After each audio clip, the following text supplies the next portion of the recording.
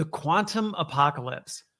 This one, both somebody sent me and I came across my news feed, and I had people say, Christopher, what do you think about this? I'm starting to see this stuff about the quantum apocalypse. Now, this was on a Wired article, and it was, I don't like the fear mongering. The headline of it, if you want to look it up, is actually "The Quantum Apocalypse is Coming. Be Very Afraid." Leave out the second part. I think there's merit to what this is.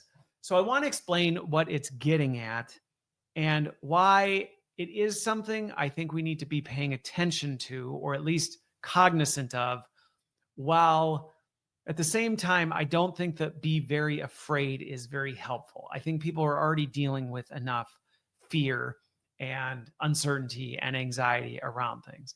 But basically, what this article was really focusing on is, and if you want, you can go back and look at other videos where I've dug deeper into quantum computing and what the implications of it are. So I'll do just a high level thing.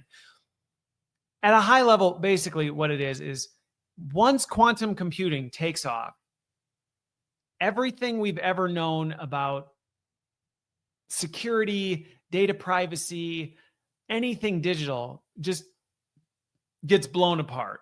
You thought this couldn't be hacked. You thought this was secure.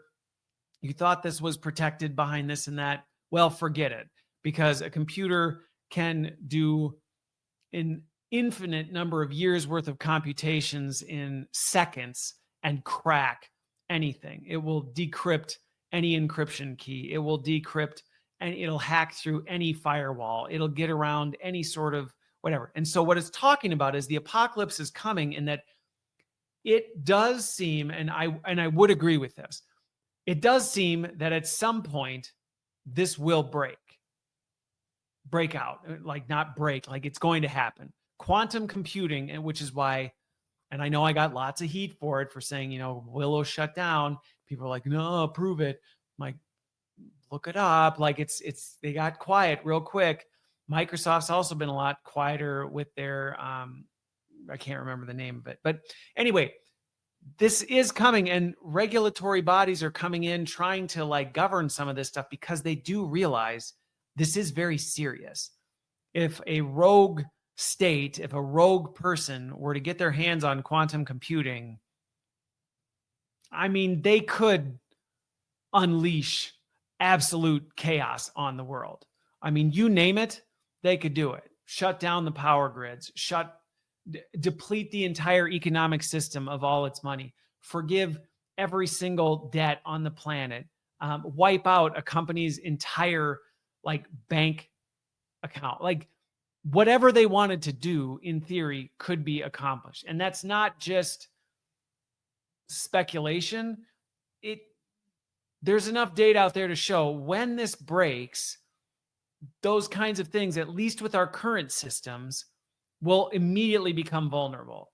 There won't be a nice oh, well, people now have quantum computing, and so we've got 10, 15 years before we really start to do stuff. Because again, when you think about an infinite number of years worth of computations done in minutes, infinite into minutes, you can imagine how quickly you could go, well, I'm not just going to focus on hacking this one government. I'm going to hack all the governments all at once, because why not? That would normally take an eternity, but now it's going to take 15 minutes. Now, I'm intentionally being hyperbolic with that, because it's not like this is here. There's not Jim in his basement, with a quantum computer plotting and planning this out. We're not there yet. But what this article was getting at is the fact that that day is probably coming. This article was saying it is for sure coming. I think the quantum point is for sure coming. Whether it will be apocalyptic or not is another thing. But what I appreciated about the article was it actually fleshed out, well, apocalypse could look very different. Sure, it could be a big, dramatic, government or, terrorist group or somebody decides they're going to use this and they're just going to blow up the world. Sure. Okay, that would be one example. But you also might get a group that likes to play the long game, and they don't want anybody to know they're doing this. And so they're doing it on a level that goes undetected for years, maybe decades. So we might not even know the apocalypse is on us, and that at any point this switch could flip. And I think that's what it was getting at with the be very afraid, that is a reasonable conclusion to take, is we're not necessarily going to know when this happens. We're not necessarily going to know when said rogue state has this technology, and we aren't going to know what they're doing with it, because it's going to be quantum technology in a non-quantum world. So it will be in some ways like Neo in the Matrix, where it can just operate on a different plane than everything else. Well, how do you capture something that does that? Well, you don't, because it's impossible to detect. It's impossible to know what's going on. Now, I know this is, like I said, I told you this was going to be a heavier episode. I know you could hear that and go, well, wow, Christopher, what a way to conclude the episode. So a quantum apocalypse is coming, and really it's just a matter of how bad it's going to be and when it's going to hit and who's going to be the one that pulls the trigger. In theory, yes. I mean, in theory, yes. That is an accurate statement. And I don't think what it's pointing at is inherently wrong. I think where I didn't necessarily, and they're actually calling it Q Day. They're like, Q Day's coming. And that's where I hold this intention where I go, yeah, like I was on a call with somebody, and they had known I was, reading and researching and thinking about it this week. And they're like, so what do you think? Is it real? And I'm like, oh, I absolutely think it's real. I just think there's so many unknowns of what exactly that could look like. There's a lot of variables of, well, but by the time we got to this state, will we have caught up to the quantum sphere? Will at least the agencies that can fight against it have caught up to the quantum sphere, so that they can, which is kind of what we see with AI. It's why we're in an arms race with AI, because everybody's afraid, well, if this state gets to AGI or ASI first, then they're going to have dominance over us. So we got to make sure we do it. We're going to see the same thing happening in the quantum sphere, where it's just going to be this war we're waging in this. But like I said, it is going to inevitably come where I think people are always surprised when they talk to me about it. They're like, you seem oddly calm about it, though. So I'll say for two reasons. First of all, one, because there's so many unknowns. So we could sit and worry about this all night long. You could finish listening to my podcast and go, good grief, well, so much for sleep tonight. I'm just going to think about, is tomorrow going to be the Q day? Is next week going to be the Q day? Is 2026 going to be the Q day? You could. But I guess growing up in a funeral home, I also am very keenly aware of the fact that, like, you might be dead tomorrow too.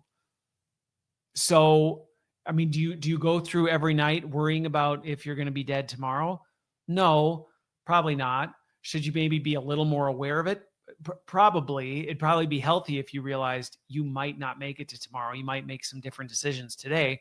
And I think the same is true with the quantum apocalypse. Well, might it happen? It might. You might die first. It might not happen the way you think it's going to happen. So what gain are you really getting about worrying about it?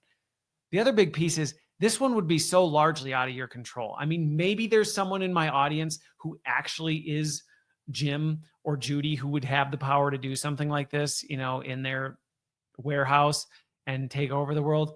Maybe, if Pinky from Pinky and the Brain is listening, then all right, you're right. You could be the one to do this. But I would say the vast majority of people that I know, this isn't, you have no say over this whatsoever. You have no control whatsoever whether this is going to happen.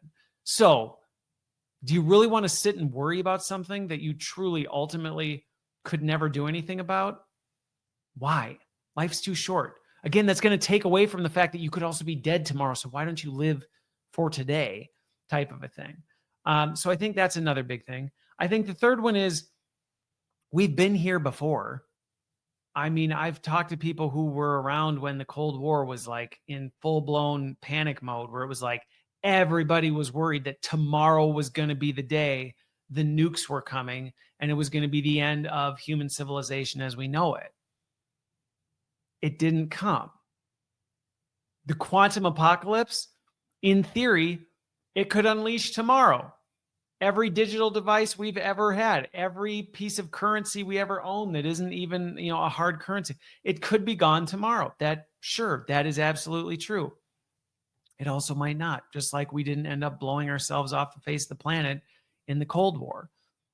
So again, is it good to be aware of it? I mean, I guess, yeah. So at least if something happens, you're not like, I've never heard of this, and you buy into all the hype and the paranoia and the freak out. Might there be some steps you take? I tell people all the time, well, just make sure you know how to operate off the grid, like be able to think, be able to act, be able to do things, whatever. But really, like, am I saying go buy a bunker? Well, no, because what? We've seen how that works. I've seen, countries. I watch enough Yes Theory to see certain countries where people are living in building bunkers to prepare for a war that never comes. So I don't think that's helpful. And I guess the last piece is, for me personally, this has to do with my worldview, which is very much, look, the chaos waters are literally being held back at any moment. At any moment, they could collapse in. It could be quantum. It could be hydrogen bombs. It could be the sun burns out. Like, it could be any of these things. And sometimes, if you really start to think about it, you will never sleep again. And so for me, I rest in the hope that when the time comes, it's going to come, and God's going to take care of it on his timing. I don't need to worry about it. So I'm not going to. I'm not going to stress about it. I will research and study it so I'm aware of it, so that I can kind of keep an eye on, hey, like, what kind of risks might we need to prepare for? This would be one. I don't know that there's a whole lot anybody I know personally can really do to prepare for this one, but certainly an interesting thought experiment.